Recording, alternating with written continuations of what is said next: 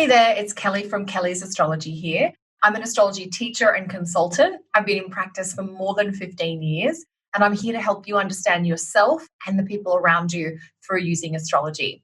I teach astrology to students all over the world, and what I'm going to do today is answer some subscriber questions. So these questions, I think, came in via my Instagram channel a few weeks ago, and I wanted to gather a bunch of questions on the same topic. These are all about chart interpretation. Now, based on these questions and from what I hear is from students in classes, figuring out how to pull all the information together to understand the different pieces in your birth chart is really tricky. So I'm going to do what I can to help answer some of these questions today. But if you're looking for some structured guidance to help you go deeper with birth chart interpretation, I'd invite you to check out my chart interpretation series of classes. I'll put the link for those below, or you can also pop over to my website, Kelly's Astrology, and jump on the Learn Astrology tab where you'll find the chart interpretation series. Okay, so first question is really a comment, and this person says, I still can't crack aspects.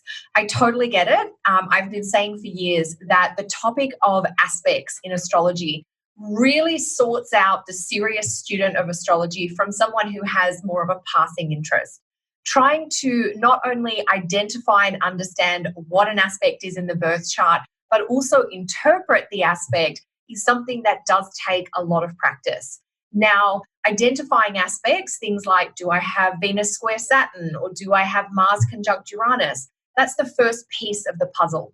I work with the 5 traditional aspects. So I work with conjunctions, sextiles, squares, trines, and oppositions. So trying to work out what aspects are going on is the first part. That's the gathering the data piece.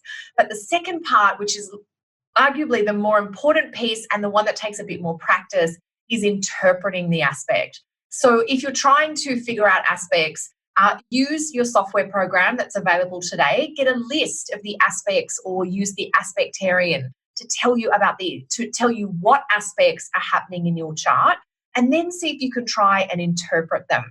So for instance, if you have a Venus conjunct Uranus aspect, Venus could be the planet, well, it is the planet of relationships. So Venus might be about your desires, your cravings in romance and relationships. Uranus puts a twist on things. There's an unconventional, non-traditional quality. So if we're trying to understand Venus conjunct Uranus, focus on the qualities of the 2 planets that are coming together in the aspect first, before you get too hung up on, well, they're square and not conjunct or trine. Focus on the qualities of the planets first. That's where the meat of the aspect comes from. So Venus being about relationships and Uranus being about things that are non-traditional, this could be you're interested in relationships that are different from the types of relationships people around you have, or even from the types of relationships that are celebrated by the society or culture in which you live. That's just a very simple example, but I do understand that trying to understand aspects is tricky and takes practice. So do take your time. I recommend studying with an astrology teacher. Whether you take a live class and you go to meet them each week for a series of weeks, whether you take an online training like the Chart Interpretation B course that I offer, which is 4 weeks all about aspects, it doesn't matter whether you do it in person or online, but definitely grab a teacher to help guide you through, because that is one of the trickier topics. The great thing is once you understand and work out aspects, you can do just about anything in astrology. You can look at relationship compatibility. You can do timing. You can do forecasting. You can understand health, and you actually get to understand the core of who you are. So do be persistent with that. Okay, next question is about a placement in the chart. Somebody's saying, I've got Mercury in Taurus in the 12th house and I just don't get it. So Mercury is the communication planet. And Taurus is a sign that is very tactile, that is very sensory, that has a slower, more methodical quality to it. So if we use some of our keyword combinations, Mercury in Taurus could indicate someone who is more of a measured communicator, who likes to have a bit of time to prepare what they're going to say, and then likes to deliver that in a very grounded manner. Mercury in Taurus can be somebody who thinks about, which is the Mercury word, practical things like money or time, which are Taurus words. Now, the 12th house is one of those tricky houses to understand in the chart. And when I teach students about the houses, we spend a lot of time talking about the 12th house and about the 8th house, actually. The 12th house has a mystical quality. So Mercury conjunct or Mercury in Taurus in the 12th house could be someone who wants to explore intuition or the realm of the mystical world through the body or through nature. The body and nature being Taurus things, but that mystical intuitive quality being a 12th house setting, if you like. So that could be part of it. The 12th house also has a connection to things like stress or anxiety or that sort of existential questioning. So Mercury in Taurus in the 12th house might crave information about the spiritual world. This might be someone who's a seeker or who's curious about different spiritual practices, perhaps in different cultures. Now, the 12th house is a house of being alone and taking time out. If Mercury, the thinking planet, is in the 12th house, you may do some of your best thinking when you can go into a quiet, secluded location or when you're physically by yourself. So there's just a few examples of how I might interpret Mercury in Taurus in the 12th house. Now, a lot of it would depend on what's happening in the birth chart. Does this person have a Gemini rising or a Gemini ascendant, which if they have Taurus in the 12th house is quite likely. And that changes things because if you have a Gemini ascendant, Mercury becomes your ascendant ruling planet and takes on heightened significance in your chart, which would mean that not just your mind goes to topics of the 12th house, spirituality, maybe service or soulful, intuitive work with people, but your whole life is oriented towards that if your ascendant ruling planet is in the 12th house. So there would be some nuances based on what Mercury represented in your birth chart that would come into it. But just to give an example there. Another question is about orbs in aspects. How many degrees for an orb do you use for conjunctions? Tricky question to answer, partly because almost every astrologer does it differently. I take into consideration movement. So I look at, is this a conjunction aspect that's coming together or is it a conjunction aspect that's pulling apart? And what I mean by that is you might have, let's use moon conjunct Saturn. Let's say the moon is at 7 degrees of a sign. I'm just going to write this down so I don't forget what I'm making up here. And Saturn is at 10 degrees of the sign. The moon is a planet that moves much faster. Actually, it's the fastest of all the planets. And Saturn moves quite slowly. So if the moon's at 7 and Saturn's at 10, the moon is moving towards Saturn, and that defines this as an applying aspect. In that situation, I would use a larger orb for the applying planet because it's moving into the aspect. So I might use up to sort of 10 degrees or so for the moon when it's applying to an aspect with another planet. But for Mars applying to Saturn, I might use only a 3 or 4 degree orb because Mars is going to take longer to cover that amount of space, if you like.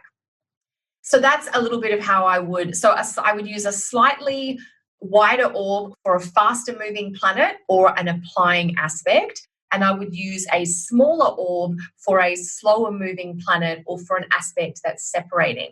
What do I mean by separating? Let's pretend Saturn's at 10 and we'll add in another planet. Venus is at 13 degrees. Now, Venus usually moves faster than Saturn. If she's already at 13 degrees and Saturn is back here at 10, Venus has already passed over Saturn, and that aspect is actually starting to separate. Now, a separating aspect tends to lessen in influence over the course of our life, whereas an applying aspect is something that stays active and influential throughout our life. So in that case of Venus separating from the conjunction to Saturn, 3 or 4 degrees might be plenty, but if Venus was applying to Saturn, we might give her 4 or 5 degrees, just to give you an example. I tend to err on the side of smaller orbs unless I'm talking about a moon aspect, because the moon does move quite quickly, so we can allow her a larger space because she'll cover that space in the same time a slower moving planet covers a smaller space. So that's quite technical, but if you're just looking for a number to act as a guide, keep your aspect orbs quite tight, especially when you're learning astrology. Consider a 5 degree orb or less. The tighter the orb, the more influential and impactful the aspect is going to be. when you're learning and practicing astrology, working with aspects that are much tighter in orb is going to make sure you're working with the most important and influential aspects in your birth chart or in somebody else's birth chart. So tight orbs I would recommend for practicing and newer students. But if you've got a little bit more of an advanced knowledge and you can work out the applying or separating piece, you can stretch out your orbs a little bit based on some of those criteria. Okay, next question. Any insights on Pluto conjunct the ascendant? Great question. Aspects that involve an angle, the ascendant, the midheaven, the descendant, and the IC, they're all angles. So when you have a planet conjunct an angle, the energy of that planet comes in a very pure, kind of unfiltered way into the life of the person. Pluto conjunct the ascendant adds intensity. It adds this deep, kind of overwhelming or obsessive curiosity. I want to understand everything. I want to get to the bottom of things. I will not take no for an answer, and I probably won't believe what I'm told straight out of the gate. So Pluto ascendant people have a real aura or veneer of power and intensity. They don't suffer fools. I'm going to use a swear word here, and hopefully that won't get this video banned. But people with Pluto on the ascendant usually have a really good bullshit detector. So I can speak frankly, they can usually spot fakes a mile away. People with Pluto on the ascendant are sometimes read by other people as being intimidating because there's a strength and a depth to their character and their personality that certain personality types will find off-putting. That's no fault of you with your Pluto ascendant, and it's not really anything that you should change about yourself. It's just a piece of feedback that I've heard from many clients with Pluto conjunct the ascendant over my years as a consultant. So just to be aware of, and if there are situations where it's important that you make a warm and friendly impression, you might go over and above to do that. Pluto ascendant people are not looking for superficial circumstances. They do want substance and depth. So there's a few pieces there. Of course, I would modify that by the sign it's in. If you've got Pluto on the ascendant in Virgo, that's going to be very different to Pluto on the ascendant in Leo or Pluto on the ascendant in Libra. So you'd bring in the sign as well, but there's certainly going to be some common themes based on the planet ascendant conjunction. Okay, next question here. How do you interpret the midheaven falling in the 9th or the 11th houses? Now, this is something that happens when you switch to working with either the whole sign house system or the equal house system. I have personally made a change in my practice about 6 years ago where I started working more with the whole sign house system. I'll put a link to my blog post on that below in case you have more questions as well. The midheaven is a primary point in the birth chart to do with career and life direction.